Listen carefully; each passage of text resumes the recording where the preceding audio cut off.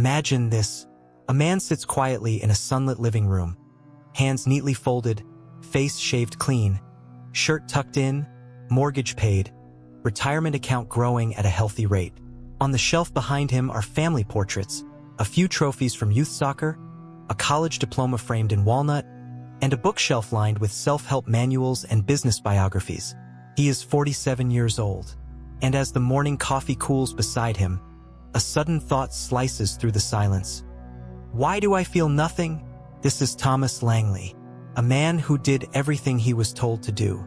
He colored inside the lines, followed the rules, checked every box. Honor roll, state university, respectable job, faithful marriage, 2 children, a golden retriever, and a lawn trimmed to suburban perfection. Every life decision was measured, optimized, and socially approved. And yet, beneath the polished exterior, there is a hollowness, a deep, unspoken grief that cannot be named. He wasn't always like this. As a child, Thomas was full of questions and quiet rebellion.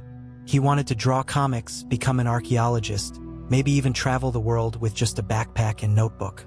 But those ideas were gently laughed off. Be realistic, they told him. Art doesn't pay the bills. Travel is for retirement. Get a stable job. Make us proud. And so he complied, not out of fear, but out of love. He believed that following the path laid before him would bring peace, not just to himself, but to those around him. There's a comfort in obeying what society deems right. And at first, it did bring order, a sense of security, predictability, applause. But predictability after decades becomes a cage. By his 30s, Thomas had mastered the art of suppression. Every spontaneous urge, every irrational passion, every question that couldn't be answered by a spreadsheet or life coach was filed away in a folder labeled unnecessary. He told himself that discipline was maturity, that happiness was in being dependable, that dreams were for the young or foolish. Yet now, at the midpoint of his life, he feels like a stranger in his own home. He listens to his kids talk about TikTok trends and digital influencers and feels both old and envious. Their world is chaotic, yes, but alive. Theirs is a world still raw with discovery and risk. He, on the other hand, has nothing left to discover, not even himself. What is most tragic is not that Thomas followed the rules. It is that he did so without ever questioning their origin. Like most, he assumed the map handed to him at birth was drawn by wise hands. That success, as defined by wealth, stability, and conformity, was the endgame. Carl Jung once wrote, "The privilege of a lifetime is to become who you truly are." But Thomas never considered that possibility. He became who others expected him to be, and mistook that for identity. And now, as the late morning sun casts shadows across the carpet, he feels the first pangs of a quiet panic. What if he missed something? What if the path wasn't designed for happiness, but for control? What if all these accomplishments are scaffolding, built around a man who was never allowed to grow? His wife still loves him, though the intimacy has faded into ritual. His friends admire his dependability, though few truly know him. And he's respected at work, where he manages people with the same clinical efficiency he manages his emotions. But inside, Thomas is unraveling. Not loudly, not with drama, but with the quiet despair of a man who suspects he has lived someone else's life. He followed the script. He got the applause. And now, he cannot remember why he ever believed the script was sacred. This is the beginning of his reckoning. It started with the silence. Not the absence of sound, but the presence of a kind of internal stillness, like the wind had stopped blowing inside him. Thomas Langley would drive home from work in his mid-sized SUV, sit in the garage for an extra 5 minutes, and just stare. Not because he was tired, not because he was waiting for something, but because the idea of stepping into his own home felt like slipping into a role that no longer fit. The mask was cracking. Every laugh at work meetings felt slightly delayed, practiced. Every "I'm fine" at family dinners came with a trace of bitterness. The birthday cards he signed for colleagues were cheerful and hollow. He used to believe that was just adulthood, sacrificing excitement for peace. But this didn't feel like peace. It felt like decay. He remembered watching his father go through something similar, though it was never discussed. A man who worked 35 years in the same firm, retired with a pension, and died 6 years later from a heart attack no one saw coming. There was always a look in his eyes, a distant, haunted look, as if some part of him had already died long before the body caught up. Thomas wondered if he had inherited that same script, not just genetically but philosophically, that this was what it meant to be a man, to suffer quietly, to obey expectations, to become dependable even if it killed you. He began noticing small rebellions in himself. He stayed up later than usual, not watching anything, just scrolling.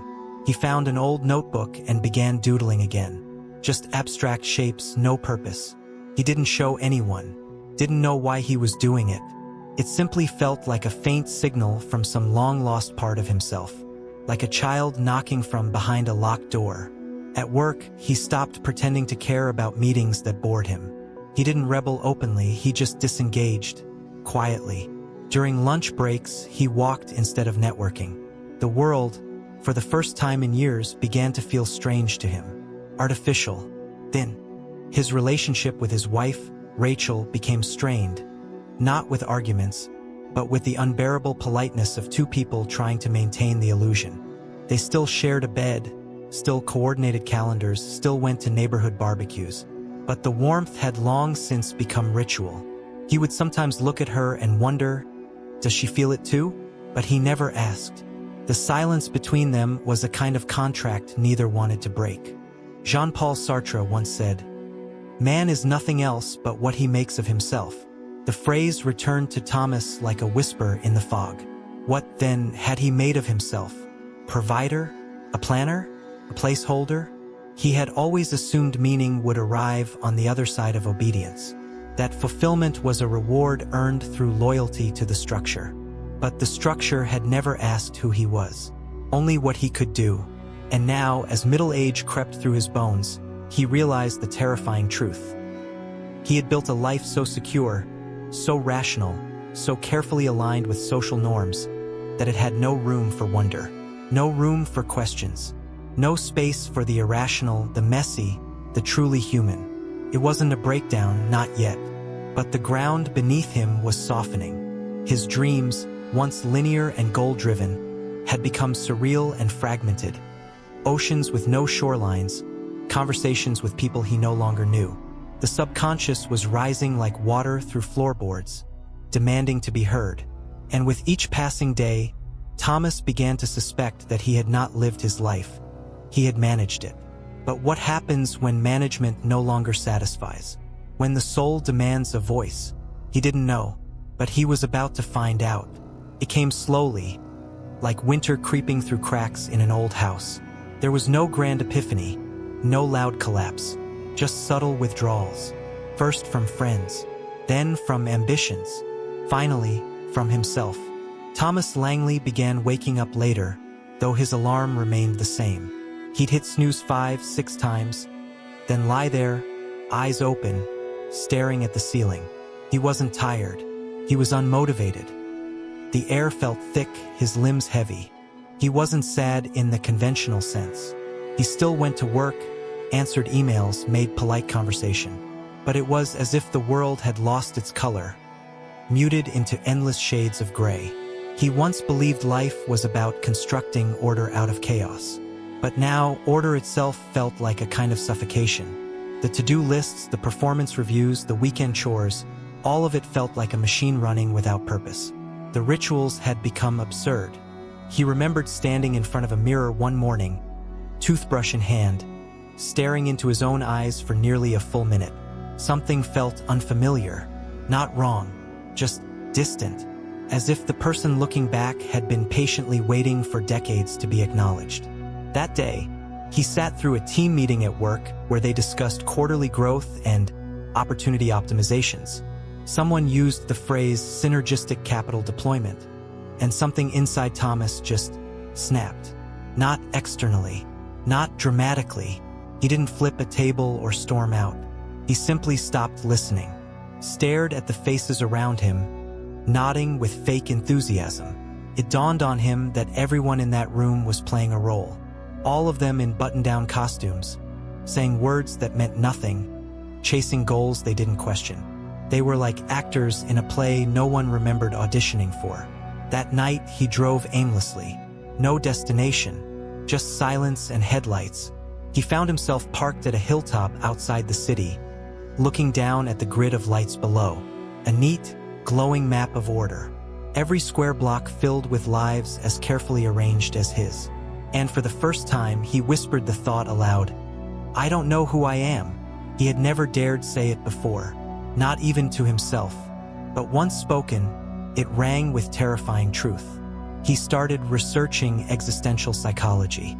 Late-night internet spirals led him to names he barely remembered from college: Frankl, Sartre, Kierkegaard.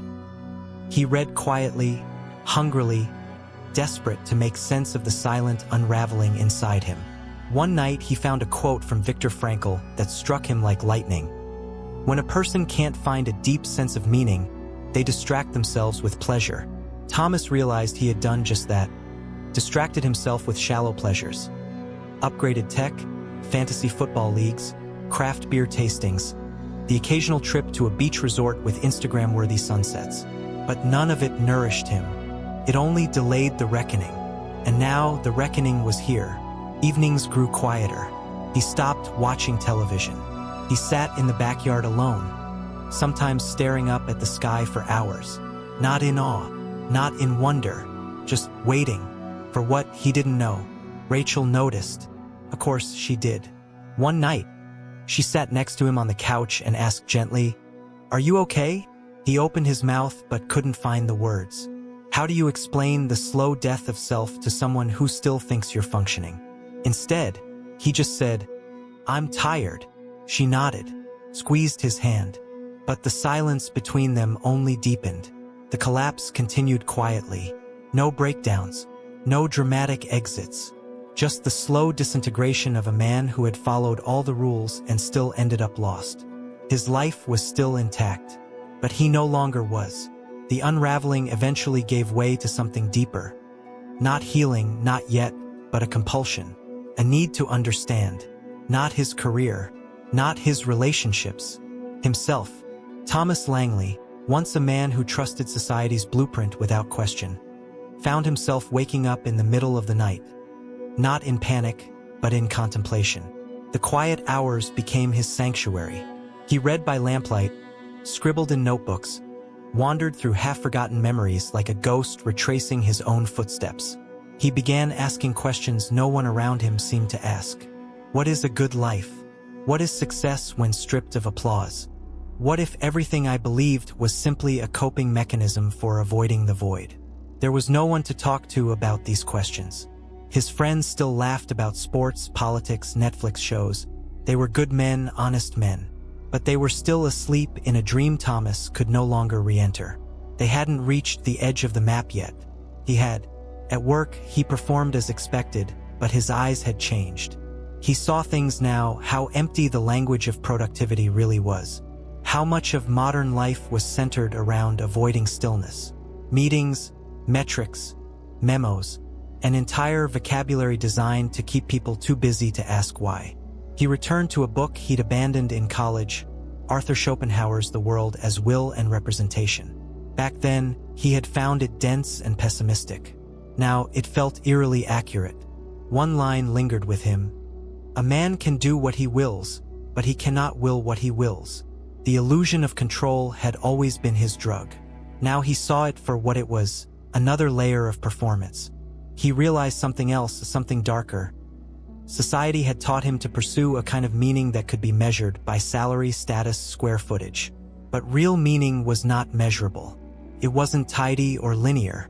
It came with suffering, doubt, and paradox.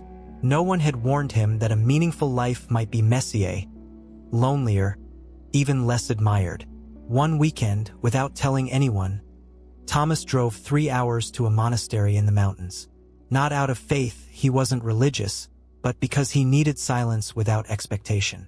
The monks let him stay in a small cabin. He spent 2 nights there, without phone service, without email, without mirrors. For the first time in decades, he was alone with nothing but his thoughts. No headlines, no affirmations, just the raw pulse of existence. He cried the second night, not loudly, not violently, just tears falling, uninvited. He didn't know what part of himself was mourning. Felt like grief, but not for someone else. For himself. For the version of Thomas that had never been allowed to live. That weekend didn't solve anything, but it cracked something open. He came home not with answers, but with an appetite. Not for happiness, for truth. Aldous Huxley once wrote, "The truth that makes men free is for the most part the truth which men prefer not to hear." Thomas was beginning to hear it, and it wasn't pleasant. It was inconvenient, disorienting, but it was real. He started noticing things differently. The way people rushed through grocery aisles with blank stares.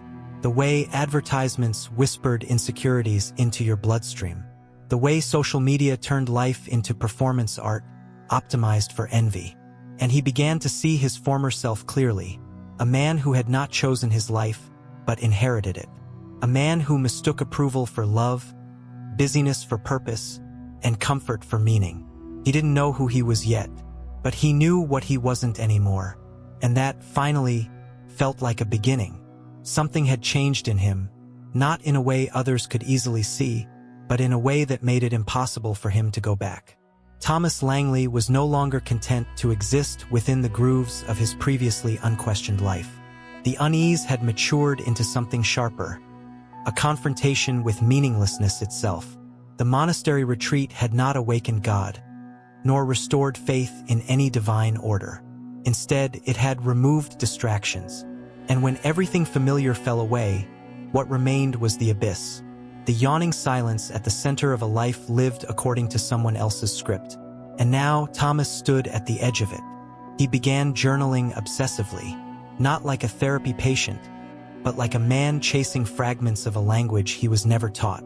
His entries were messy, contradictory, uncomfortable. Questions swarmed every page. What do I believe in? What do I want? Who am I if I'm no longer who I've been pretending to be? There were no clear answers, and that terrified him. He remembered hearing somewhere that madness wasn't a descent into chaos, but a refusal to return to a lie. He understood that now. It would have been easier to retreat, to throw himself back into routines, cling to the comfort of schedules, and forget this unraveling. But something in him refused. He couldn't unknow what he had seen. A deep existential fatigue set in. Not depression in the clinical sense, more like ontological exhaustion. He had carried the weight of societal expectations for decades. Now that he'd dropped it, he realized how little was left. All that scaffolding, career, marriage, identity had kept him upright but hollow. One night, after a particularly long walk, he found himself sitting on the floor of his garage. No wine, no music, just silence and darkness. His hands were shaking, not from fear, but from exposure. He was finally beginning to feel himself without the armor. In that darkness, he began to see the contours of his own mind. Regret, yes, but also a flicker of freedom. He could become something else. But what?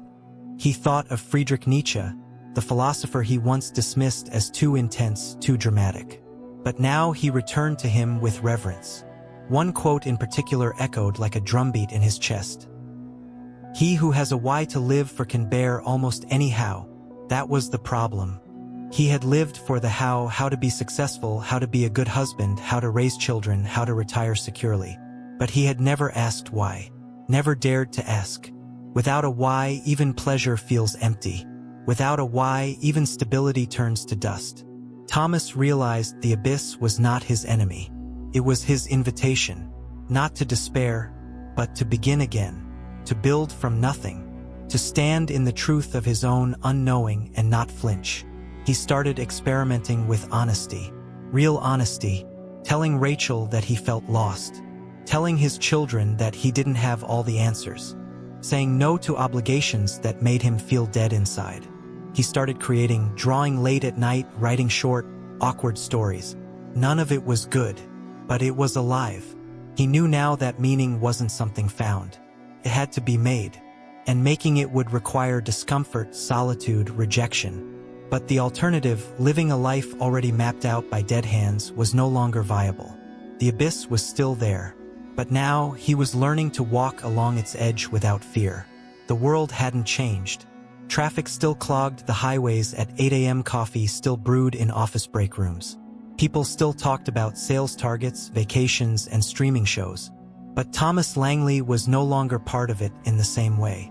He wasn't better than anyone. Not wiser, not above it all. But he was awake now.